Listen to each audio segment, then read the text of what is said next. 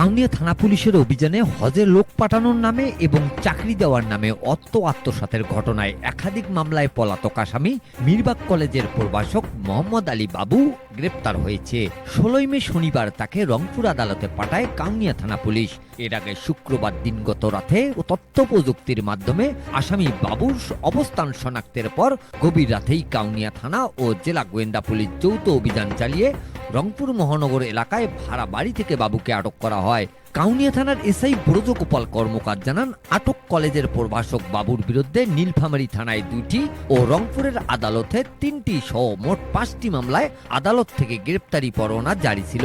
মামলাগুলোতে হজ এজেন্সির মাধ্যমে হজে লোক পাঠানোর নামে অর্থ প্রতারণা ও চাকরি দেওয়া এবং এনজিওর অর্থ আত্মসাতের অভিযোগ রয়েছে। দীর্ঘদিন ধরে বাবু পলাতক ছিলেন এবং কলেজে আসতেন না।